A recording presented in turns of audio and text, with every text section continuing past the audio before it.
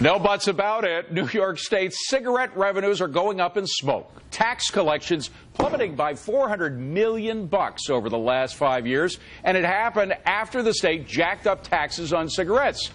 So, Sabrina, take a look at this. This is a flip side, by the way, because you might think it would go in the opposite direction. But New York State cigarette tax zoomed up from $1.50 a pack to $4.35 a pack. But look what happened. Just as they raised the cigarette tax, the revenue from that stream went down about $400 million.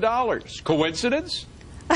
I think not. I think this is so ripe. I just love it, David. It brings a big smile to my face in the new year. The reality is there are all these do-gooder regulators who want to control everything we do, everything we put in our mouths, everything that we smoke and food and everything else in between. And the reality is that it's coming back to sort of not help them. And that's great. And I love that consumers are finding a way around this. Whether or not any other city will pay attention is doubtful. David, there's another point to be made here, which is a supply side point. I know that term has been dragged through the mud over the past few years, but in some cases, when you raise tax rates, you get less revenue.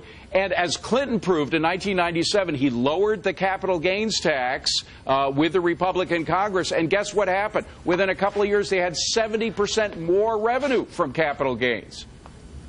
Well, that's a good example, but you also have other examples that we see today with the same promises or claims by governors in New Jersey or Kentucky or Wisconsin that promise by lower corporate taxes you're going to get more jobs, which we know that those three states are hurting in job creation. I think it's not just in lowering taxes here regarding New York. It's what their neighboring states are charging, and if they're lower, people are going to go buy a cheaper pack of cigarettes there than they are in New York. But, Steve, the point is, and I thought David was actually on board for a second there, the point is that sometimes when you lower tax rates, you actually get more government revenue, and the reverse is true as well. Absolutely. Less is more. And you see it in the case of New York, and what big taxes end up doing is saying, well, we must raise taxes everywhere and then we'll collect the money. No, you just drive activity underground or drive it away altogether. Yeah. Less is more. Right. Of course, John, that might be true for government, too. I'm kind of glad when the government gets less revenue, aren't you? Oh, absolutely. I mean, taxes are a price, so naturally this high price drove away revenues for government, but that's a positive thing. Why we've fallen in love with this notion that we should get a tax rate that gives government more revenues is something I'll never understand. Let's let New York State be idiotic if it wants to be. Mike? The upshot is you also get more economic growth when you have lower marginal tax rates and lower tax rates on investment.